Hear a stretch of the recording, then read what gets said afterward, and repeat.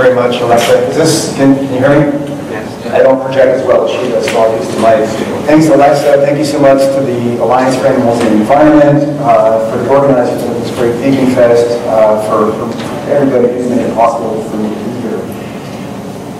I love the irony that I'm talking in Dairyland, and I'm going to be somewhat critical of dairy. But I think when you see my message, you'll understand why. I hope that doesn't happen too much. I'm just stay away from the electronics. Several years ago, I sent an email to a bunch of friends with a link in it to a factory farm video, and I asked them what they thought of the imagery in the video. And I got back sort of a wide range of responses that you might expect. But the response that really stood out was from the dean of the law school, who wrote back and said, in his view, the images in the video were disturbing, deplorable, but they were illegal. Because the activity shown was illegal, that meant that it did not rise to the level of a systemic or routine problem that would give us cause for concern, that would suggest a need for action. And at the time, I didn't know whether he was right or not, because I didn't know how the law applied to farm animals. But as a lawyer, I had access to the kind of resources that would allow me to figure that out, so I dug around a little bit, and what I found really shocked me, and that is that in the last 30 years, literally in the last 3 decades in this country, animal food producers have embarked on an aggressive and systematic campaign to emasculate all protections that once applied to farm animals in this country.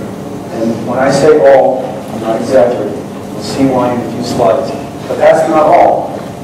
They've also made it difficult or impossible in a number of states to investigate them, to sue them, and to criticize them.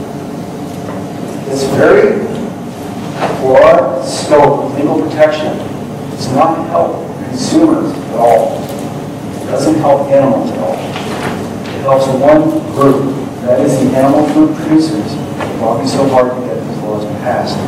It helps them in a very important way. It provides them with valuable economic benefits. It allows them to offload their costs on society, and that allows them to sell their goods at lower retail prices and to sell more of them.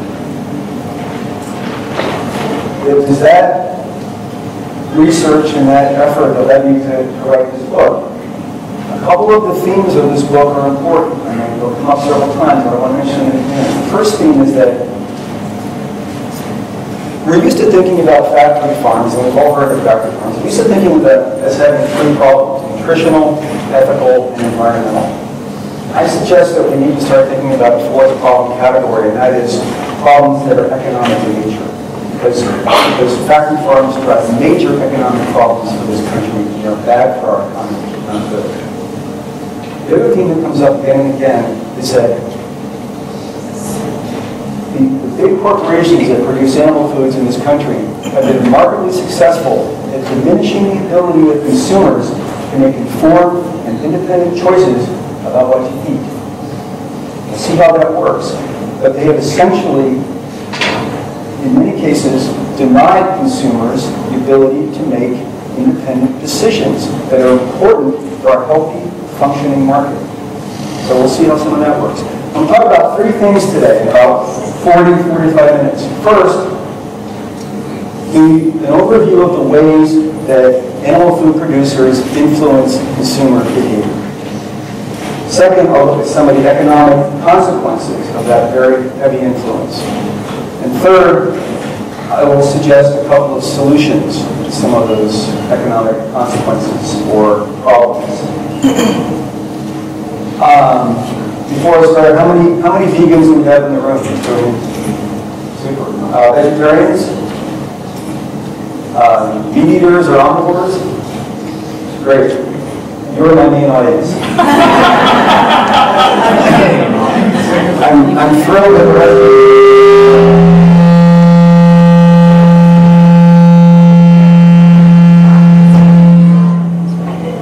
That's not going to work.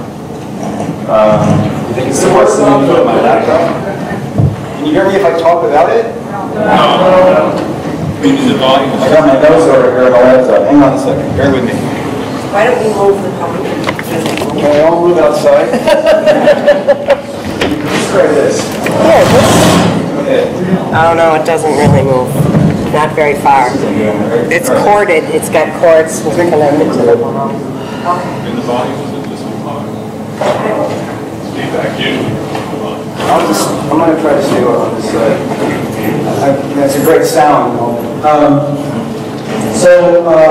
Aldous Huxley wrote this book, published in 1932, Brave New World.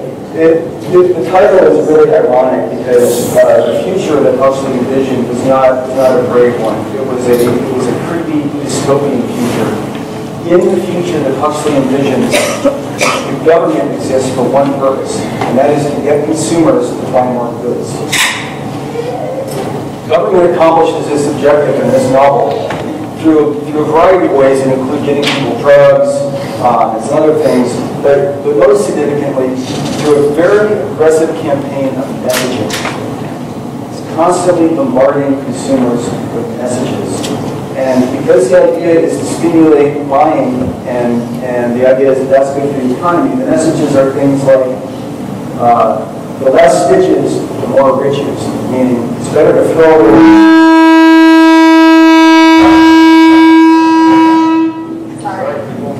I'm sorry. Maybe is the sensitivity turned up too high? Can you turn that down a little?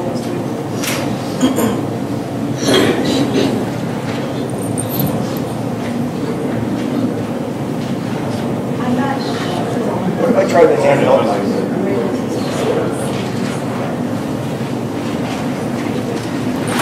Also, closer up, so it's not. It's closer. Yeah, because it's not too loud. Yeah. So it's low loud. Okay. Down or up? Stressful for me is for you. How is that? That was the volume. Okay. Okay. So we've got these messages: the less stitches, the more riches. Endings better than ending. So citizens in the 26th century, Huxley's vision, are being bombarded with these aggressive government messages. Well, I suggest that we are living in a version of this Huxleyan future today, because our own government is engaged in this very aggressive messaging. And here's how that works. Meat is what's for dinner. Milk does a body good. Pork, good or white meat. Incredible edible egg. We've all heard these messages. We've seen them. They've been on the radio, on TV, on the internet, on billboards, and magazines. These messages sort of brought a phenomenon called the checkoff program. Checkoff programs, just like when you check a box, they used to be voluntary. That's why they were called checkoffs. They're not voluntary anymore. They're mandatory. Checkoff programs are created by Congress. The way they work is pretty simple. At the first wholesale transaction involving an animal product, small assessment is collected. So every time every time a cow is sold, $1 is collected. Every time 100 pounds of dairy are sold, 50 cents is collected. Those funds are remitted to a central organization. Typically, it's a nonprofit. It's a private nonprofit that collects the funds and spends them. Now, there are a couple of very important features of checkoff programs. First of all, they work to boost sales of all goods in the category. This is not like conventional advertising where McDonald's tells you to buy more Big Macs. This is demand boosting across the category. And the enabling legislation that Congress passes makes that very clear. It says these programs are intended to increase the market for these products. When I wrote the book, I interviewed, now, checkoffs spend money on two things: marketing and research. And those two things are much more similar than you think. They're not all that different. Because research, in almost every instance, is designed to present evidence that suggests that animal foods are good for us. Because increasingly, the clinical literature suggests that they're not. When I wrote this book, I interviewed the president of the U.S. Dairy Council. And I asked him about checkoff programs. And his perspective was one that was very typical for the industry. He said, because the government is not spending money on this research, it was important for private industry to step in and take up the slack. So that's why we're doing it. So this is a very important point. Industry makes a big point that check-on programs are a private endeavor. The government is not involved as far as they're concerned. And for that reason, they're spending their own money. We shouldn't be concerned. However, that's simply not true. In 2005, some beef producers were being forced to participate in a beef message they didn't like, brought a lawsuit. They wanted out. And in a very important decision, the United States Supreme Court said they did not have the right to opt out because, according to the U.S. Supreme Court, when a checkout program speaks, it speaks the message of the United States federal government. The checkout program speaks government speech. So when you hear beef, it's what's for dinner. Literally, that is the United States federal government telling you more beef. Are you looking at me? Yeah, can you move it closer up? That background noise is making it really hard to hear you. Okay. Okay, great. I would just say it's easier to hear up here, but it's difficult now to find a chair up front. So I think the first very important feature of this program is our government that is behind them. The Supreme Court found that because the United States Department of Agriculture, the USDA, is responsible for appointing the leadership of checkoff programs, for monitoring and editing, and in some cases vetoing their messaging, for overseeing their spending, and for many other functions, the USDA controls the checkoff programs. When the checkoff programs speak, they speak as a matter of federal law. It's not subject to debate. This is the highest court in our country has said it's a matter of law. They speak the message of the United States federal government. So every time we hear something to the contrary, we can simply dismiss it as erroneous. The other important feature of these programs is that while these assessments are levied at the wholesale level, so nominally they're level on producers in the production chain, the research shows that these assessments work their way down and end up being imposed at the retail point of sale so that consumers end up spending more on goods. So the other myth about these programs is that consumers don't actually pay this tax, but in fact, the research shows consumers are paying this tax in a big way. Now, why are we worried about these things? We're worried about them for a couple of reasons. First, they're incredibly effective. This slide shows data that the checkoff programs themselves release. So the checkoff programs are very proud of the fact that they are effective, and they want their participating industry groups to know that their funds are being spent well. So they release the data saying, for every dollar spent, we see $14 in extra sales. And you can see that in every category, there are a lot of extra sales related to each dollar. Now, 557.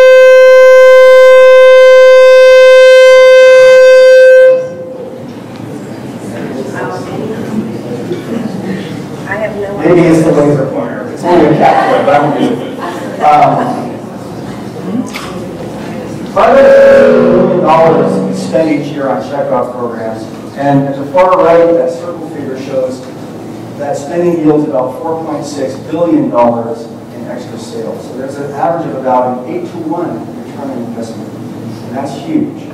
Now, conventional wisdom says, well, that's great. That extra spending is good for the economy. There's a multiplier effect. It's creating jobs. It's creating stimulus. You should be happy to have that. I don't think that's the case. I think the story is much more complicated. So let's look at a couple of reasons why.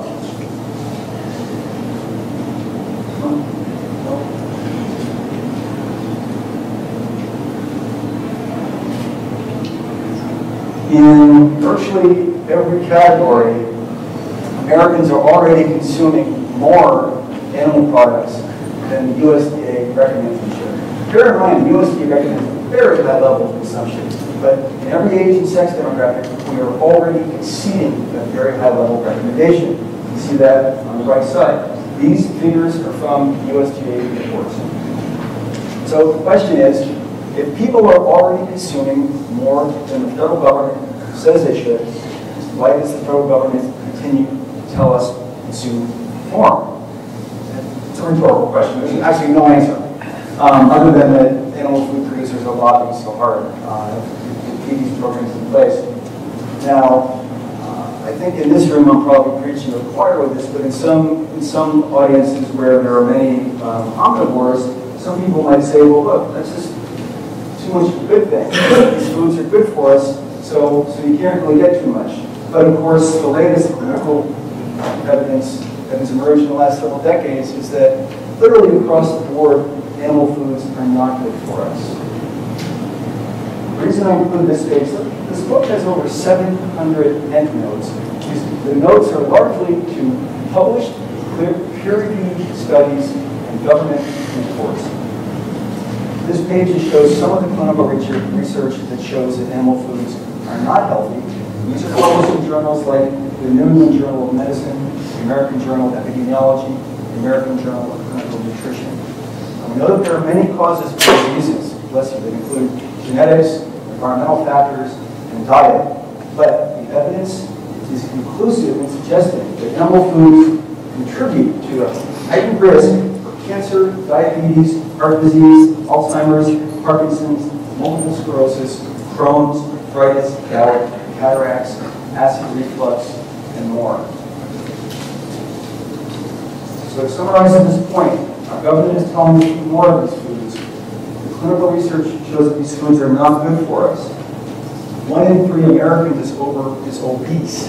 2 in 3 Americans are overweight. 1 in 3 Americans has heart disease, if you include hypertension or high blood pressure. 1 in 9 has diabetes, and 1 in 25 has cancer.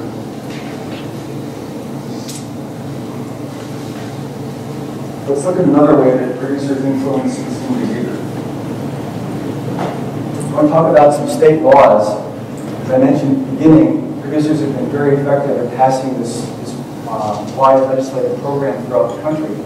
And in order to discuss these important changes in the law in the last 30 years, I have to start by talking about the American Legislative Exchange Council, or ALEC. This is a group that was formed about 40 years ago. And it functions as an incubator of legislation. It brings together business-friendly state legislators and lobbyists for business.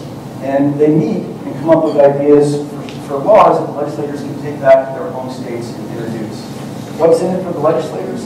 They typically get free dinners, free theater tickets, free trips, lots of free perks. And for the lobbyists, obviously, they get access. Each year, these ALEC sessions are responsible for about 1,000 bills being introduced in state legislatures around the country. And each year, about 200 of those pass. These are bills that typically are not particularly consumer friendly. They're designed to help business. Perhaps most infamously, ALEC was recently responsible for laws that passed in 34 states requiring voter identification. These laws have been shown to disproportionately target racial minorities. And of course, ALEC has been responsible for virtually all of the laws that have passed in the last 3 decades that help animal food producers. I just want to go through a couple of these. I'm talking about 5 categories of these, and I'll end up on the far right with customary farming exemptions, because I think those are by far the most important. But let me just briefly touch on these other categories. Ag laws at the left, we now have in about 8 states. We got a new one this year in Idaho. Animal rights lawyers are challenging these laws in 2 states right now, Idaho and Utah, on the basis of unconstitutionality, particularly under the First Amendment, but also under the Commerce Clause. And I'm very optimistic that ultimately these laws will be shown to be unconstitutional, but we do have them. These laws provide for enhanced criminal penalties for people who engage in investigations at factory farms or other animal enterprises. Food defamation laws we have in 13 states in this country. These are laws that literally say a person who defames food, which is to say, says something that is untrue and damaging about food, can be held liable. Oprah Winfrey, for example, learned this the hard way when she had a guest on her show, Howard Lyman, who was a former cattle rancher turned vegan, and they were talking about beef production. Oprah the course of the session said, if you stop me cold, I'll never eat another burger. As a result of that program, the Texas Cattle and Beef Association brought a lawsuit under the Texas Food Defamation Law. Oprah was ultimately successful, but it cost her an estimated $1 million in legal fees to fight that lawsuit. You can see that these laws, truth is a defense, the way it is to any defamation case. But you've got to pay for that defense. And you can see that these laws have the potential to chill free speech in a significant way. Cheeseburger laws, we now have, I think we've got another one this year. So I think we actually have these in 25 states. Half of the country has these laws. These laws are based on a model template called the Common Sense Consumption Act. Cheeseburger laws provide that the plaintiff do not recover against a food manufacturer, distributor, or retailer based on the theory that food caused the plaintiff to become obese or to develop an obesity-related disease. The proponents of these laws are very clear that these laws are intended to prevent the kind of huge awards and settlements that we've seen in the context of big tobacco. Literally, as you may know, tobacco companies have paid about $400 billion to state Medicaid programs in the last decade to settle lawsuits that tobacco made people sick. And we now, in 25 states, have made it more difficult for plaintiffs to bring similar lawsuits against those who produce unhealthy foods. Eco-terrorism laws we have in 39 states. These are based on a model ballot template called the Animal and Ecological Terrorism Act. These laws say, among other things, provide, among other things, for enhanced criminal penalties for perpetrators who engage in relatively innocuous crimes like vandalism, theft, trespassing, when their target is an animal enterprise. So, literally any commercial enterprise that involves animals whatsoever. So a factory farm, a testing facility, a grocery store, a restaurant, you name it. When I was writing the book, I was very interested in the basis for these laws. These laws are said to be important in order to protect our nation's food system from food terrorists. Because there are all these food terrorists out there who want to take down our system. Well, Just bring it up onto your collar. under my collar. On the collar. On the collar. You think you can see it closer?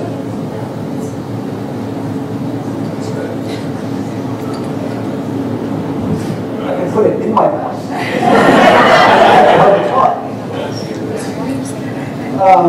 So I was interested in this phenomenon of food terrorism. In the last 40 years, a food terrorism case has never made it onto the FBI. Well, in the history of the FBI's so-called list of major terrorism cases, no food terrorism case has ever made it onto that list. And I was only able to find 2 instances of food terrorism in this country. And those were in the last 40 years. One was about 30 years ago. It involved somebody poisoning a salad bar with salmonella. Nobody died. A few people had upset stomachs. Another involved somebody poisoning a sandwich with Shigella, which is another virus. Again, nobody died. We have 19,000 factory farms in this country that are churning out animal foods at an unprecedented rate. And if you try to conceive of the level of organization for a terrorist group that would be required to take down 19,000 separate facilities, you can imagine it would be virtually impossible to do that. Take that coupled with the fact that there is no history of food terrorism whatsoever in this country. And you can see that these laws really serve little purpose. They're designed to prevent activism at food and animal food production facilities. Let's talk about customary farming exemptions. These are really the reason why I wrote this book. We have these in every state in the country. Something like 37 or 38 states have adopted these by statute, and the other remaining states have adopted these by virtue of judicial decision-making and what we call common law. We have them in all 50 states. Here's how these exemptions work. Every state has an anti-cruelty statute that prevents cruelty to animals. Customary farm exemptions carve out a part of that statute and say that it doesn't apply to farm animals. I want to read you an example of the way one of these statutes is worded so you understand what I'm talking about. Now, in 1854, Connecticut passed a very broad anti-cruelty statute. It prohibited cruelty to any animal whatsoever. In 1996, a couple decades after ALEC was formed, Connecticut adopted a customary farming exemption. Here's how that statute now reads. It is legal to maliciously and intentionally maim, mutilate, torture, wound, or kill an animal, provided the act is done while following generally accepted agricultural practices. I'm not making this up. It's right out of the best law. This is the text of the statute in Connecticut. The paraphrase, it is legal to intentionally torture farm animals. I choose this Connecticut statute because the language is particularly evocative, but it's not at all unusual. The idea is the same in every state. It focuses on the last four words, generally accepted agricultural practice. What that means is that a handful of producers start doing something, chopping off a beak, tail, ear, branding, whatever they think is expedient and cost-effective for them. Because it becomes accepted, it becomes legal. And by definition, it's not cruel. This is essentially the same as saying that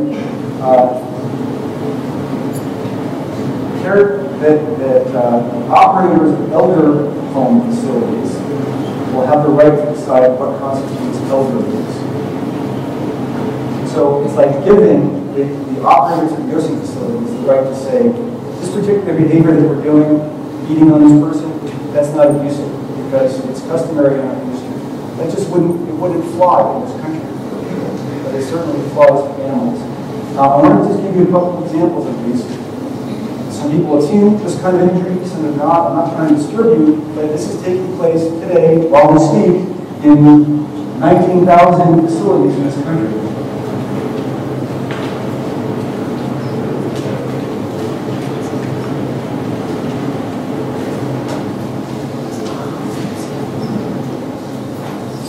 It's legal to chop. It's when your mic is facing the speaker. Oh, when you turn around, your mic is facing those speakers. I think that's really? Wow.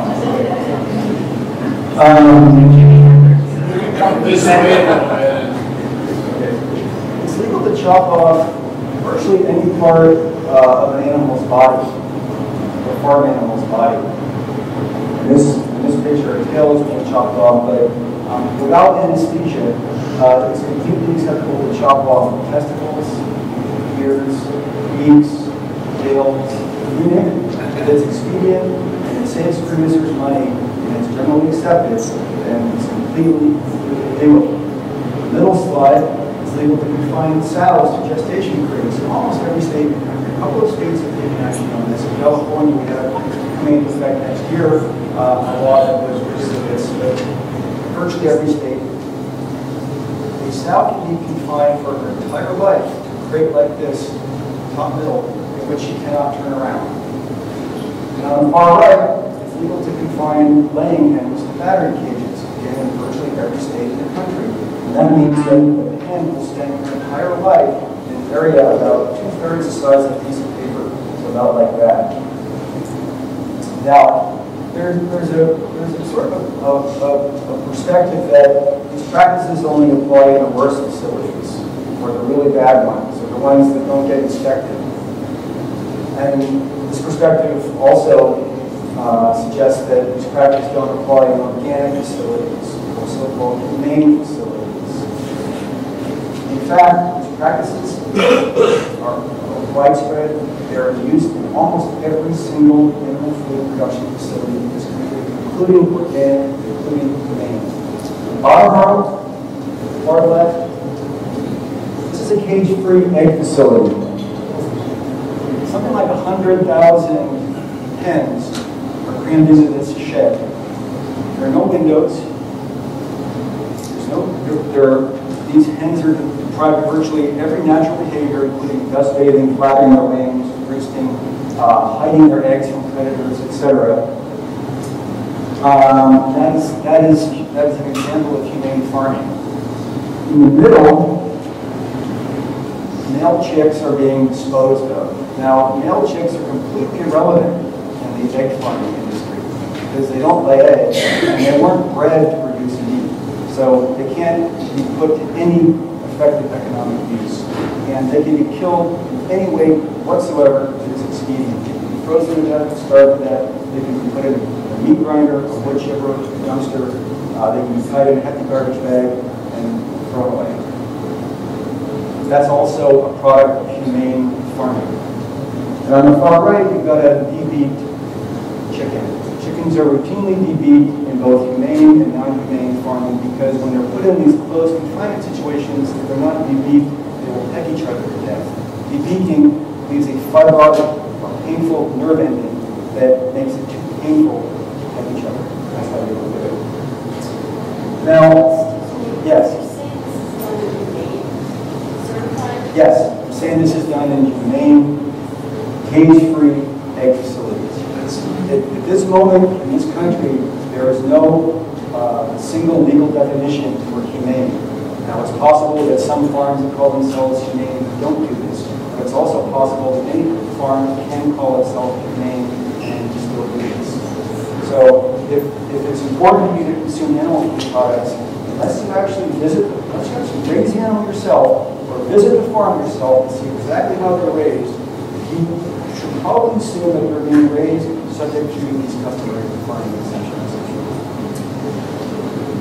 What this framework of legal protection does, as I said at the beginning, is it allows animal food producers to offload the majority of their costs onto society.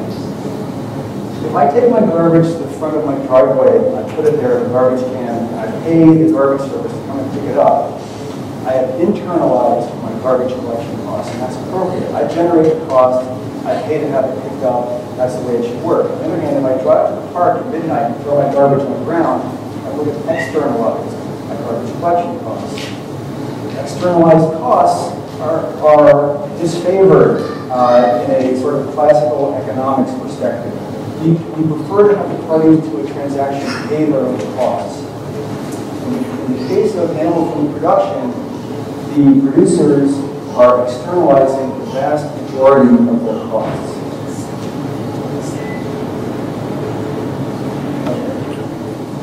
One of the things that I do in this book is I add up all the externalized costs of animal food production, and I show that they total about $414 billion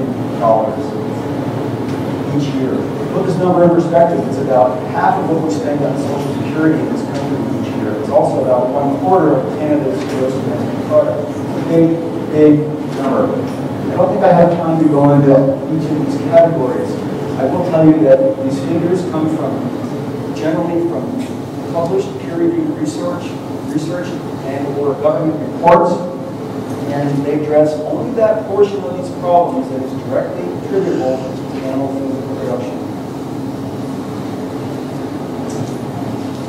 There's a chapter in the book about each of these categories, and I hope you can get a chance to read the book. You'll look at how that map is done. Another perspective on this large figure is this one.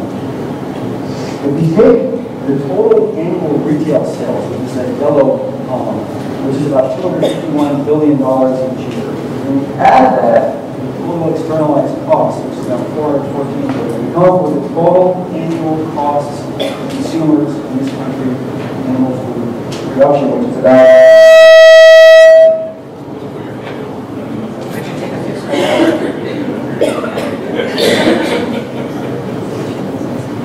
$665 billion, and that leads to the formula at the bottom, which says that for every dollar that is spent on animal food at retail, about $1.70 is imposed on society in the form of externalized costs.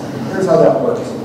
Every time McDonald's sells a Big Mac for $5, another $8 of costs is externalized and imposed on consumers and taxpayers. So the nominal cost of a Big Mac is $5, but the real cost of a Big Mac is $13. Because factory farming has become an increasingly important phenomenon in this country in the last 75 years, and because one of the main economic effects of factory farming is to externalize costs, what we have seen is that where a Big Mac should cost $13, it might have 75 years ago, and now it costs $5. The price of a Big Mac and other animal foods has fallen in the last 75 years. And there's a very important principle in economics called the law of demand. That says when prices come down, demand goes up. Consumption goes up in direct proportion to prices. There are some examples. I'm scared to touch anything. In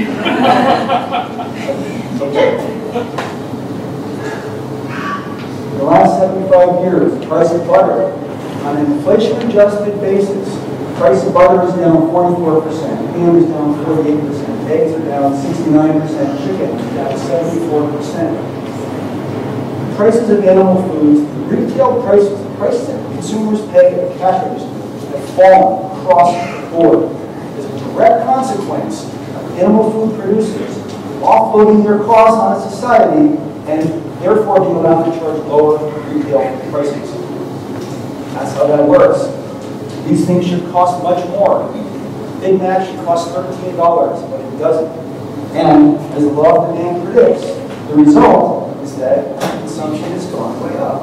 We've doubled our consumption of meat in this country in the last 75 years. This slide just looks at chicken. We've actually done more than that with chicken.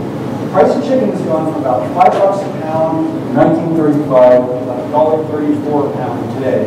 And at the same time, consumption has gone from about 9 pounds per person per year to about 56 pounds per person per year. Meaning that correlation is undeniable. Now, there are reasons besides price why people choose to consume a particular product. In the case of chicken, some people think that it's healthier than beef, for example. So that would explain some part of this shift. Nevertheless, another economic principle that comes into play here and helps explain this phenomenon. Price elasticity of demand, or simply elasticity. In this case, we know over 400 published articles that on average, a 10% change in the price of an animal food leads to about a 6.5% change in consumption. Period. Either direction. The price goes up 10%, consumption comes down 6.5%. The price goes down 10%, consumption goes up 6.5%. And over 400 published articles support this. This is beyond dispute. So we know for a fact that price plays a major role in consumption. As I said, we've doubled our consumption of meat in this country in the last 75 years. Today, the United States leads the planet in per capita meat consumption at just under 200 pounds of meat per person per year. And as I've said, that has led to some startling statistics in the area of diseases of indulgence. 1 in 25 people has cancer. Meat is not the only reason people develop cancer, because the clinical research suggests it can drive up to 1/3 of those cases. 1 in 9 people have diabetes. 1 in 3 have heart disease. So there are all sorts of these crazy statistics. Let me summarize this point. Animal food producers have surrounded themselves with a cocoon of legal protection that allows them to offload the majority of their costs on society. That allows them to keep their prices, their retail prices, very low. That in turn drives very high consumption, much higher consumption than we would have otherwise. And those very high consumption levels in turn drive all sorts of problems. Healthcare problems that we discussed, economic problems that we discussed, environmental problems, etc. Our level of consumption of animal foods is simply not sustainable. People want to eat 30 or 40 pounds per year instead of 200. That might work, but 200 pounds per person is simply not sustainable. Now, there are thousands of data points on this issue. Let me just throw out a few. The The rest of the world very much would like to consume as much meat as Americans do. And they're trying to catch up. And when they do, this planet will be short. 2/3, again, enough land to produce the meat in order to raise the feed crops to feed the animals to produce that meat. The planet doesn't have the land to meet this level of demand. Each minute, 2 acres of rainforest are plowed under in the Amazon to provide ranchland or cropland to grow feed crops to feed cattle. That 2 acres per minute causes ecosystem damage, it threatens extinction of species, and it drives global warming because it's taking away a carbon sink. 1/3 of the fisheries, 1/3 of the commercial fisheries on the planet have been depleted, no longer produce any fish. And scientists predict that by the middle of the century, the remaining 2/3 will also be depleted. That is to say, there will be no commercial fish production other than fish farming in the middle of the century. These are major, major problems in sustainability. Let's look at some of the causes for these problems. Producing animal foods consumes a lot more resources than producing plant foods. On the far left is sort of the baseline here. That's production of plant foods. You can see it takes 5 times as much land, 11 times as much fossil fuels, 40 times as much water to produce the equivalent amounts of animal-based protein. That is why we have this incredible sustainability problem. Trying to produce and consume animal foods meet this incredible level of consumption we see in today. Now, a lot of well-meaning commentators have proposed solutions to these sustainability problems. I address all of these in the book. You throw out a few of them. Ecological rotation. Michael Pollan discusses this in his book, The Omnivore's Dilemma. Pasture farming, fish farming, organic farming, local farming. These are all proposed as solutions to the problem of sustainability. And show the math in the book.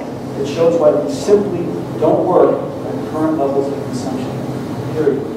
Now, other local foods are popular here, so I want to give you an example of why, in the case of local foods, it certainly might be good to support the local farmer, but you should not look at it as a silver bullet that is going to solve problems. When you look at food's carbon footprint, you do what's called a life cycle assessment, or an LCA.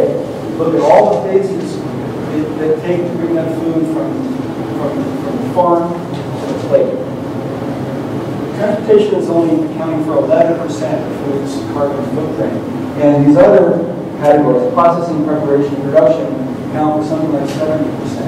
So any major swing, any of these 3 significant categories will completely outweigh and render irrelevant the transportation component or the local food component. Let me give you an example of how this has worked in one recently published study. This study looked at whether it is more carbon efficient for people in England to consume locally raised lamb or to import their lamb from New Zealand. And mg/p is megajoules per ton. That's a measurement of energy expended to produce these foods. As you can see, it's roughly 4 times more carbon efficient for British to import their lamb from New Zealand rather than to consume locally raised lamb. Why is that? Because, speaking back to the prior slide, production and processing. New Zealand uses a lot of very eco-friendly methods in its production, including solar, geothermal, wind. It's not fossil fuel intensive the way England is. So these foods are lamb, at least, and some forms of dairy are simply much more carbon efficient when produced, processed in New Zealand, and shipped over. So, again, I'm not saying it's not a good idea to consume locally. I'm just saying local does not automatically equal carbon friendly, nor does it automatically equal sustainable. Sometimes local is by far the least carbon friendly method of production. So, see where we are.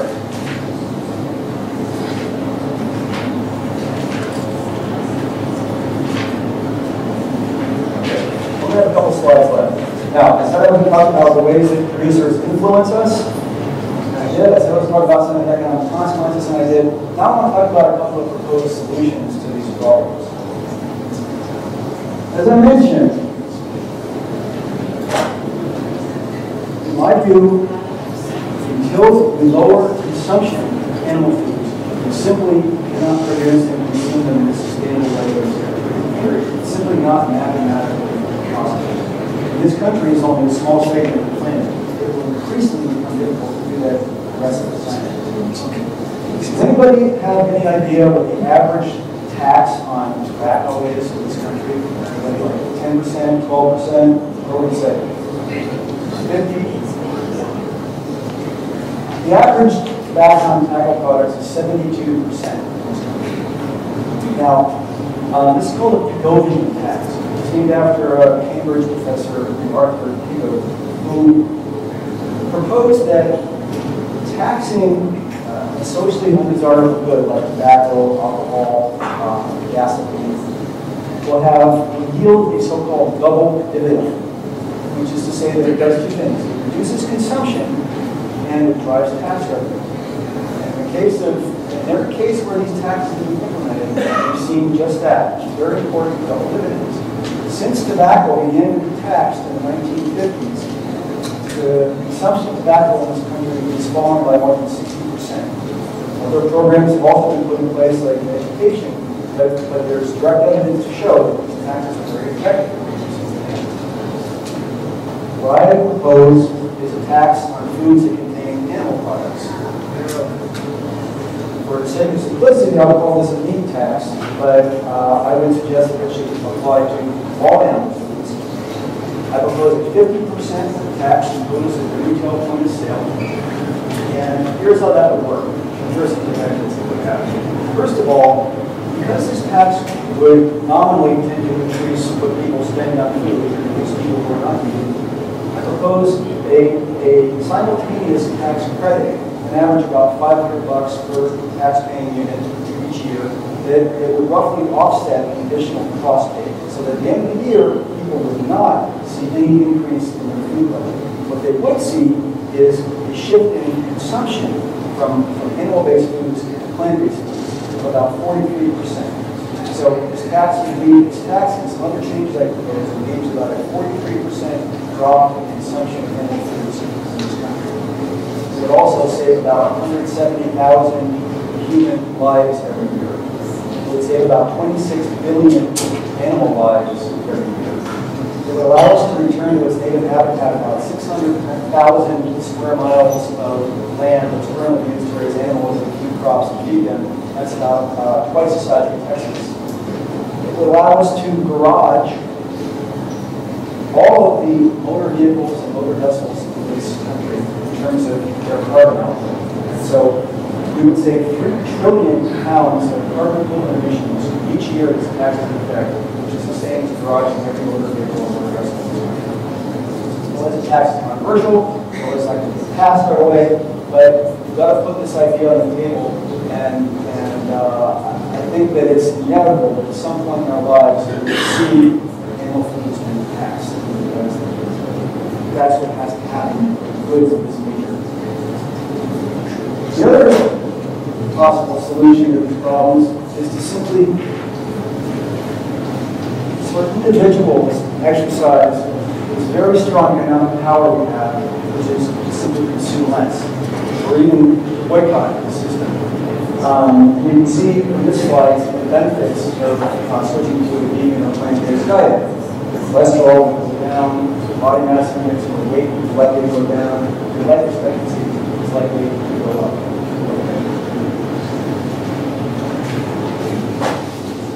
Brings me to my last slide.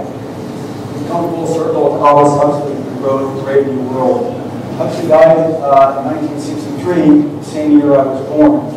And while someone suggested that I'm his reincarnation, I cannot confirm or deny that. But I want to leave you with a couple of quotes. One is by Huxley, and he said, facts do not cease to exist simply because they're ignored. In the 45 minutes that I've been talking, 1 million land animals have been killed for food in this country. As we've seen, virtually all those animals live lives subject to customary farming assumptions, meaning they live lives of suffering, in cases of misery. The facts of those animals' lives, how they live, how they suffer, don't cease to exist because we forget them in order to scratch holes there. The other quote I want to leave you with is by Joseph Stalin. Stalin said, "A single death is a tragedy. A million deaths is a statistic." And it's really true, because it's easy to think of an individual dying. It's easy to care about that. But it's very hard to think of a million individuals dying. And I just threw out that statistic, that a million animals. But I encourage you to think of animals as individuals, because they all have unique personalities, unique wants and needs. Every single kind of individual animal is taken out of the factory farming environment and put into a home or a sanctuary or a refuge. Immediately, that animal is seen to have its own unique personality. Everything in an animal sanctuary is seen this way. Huxley tried to warn us that our government would seek to manipulate us to get us to buy more goods with aggressive messaging and other behaviors. Let's heed Huxley's warning. Let's not let our government make our decisions for us. Let's think for ourselves, decide for ourselves what to eat, what to consume, what to put in our bodies. If you're not already doing so, I very much encourage you to exercise that independent decision making and boycott this cruel and dysfunctional system.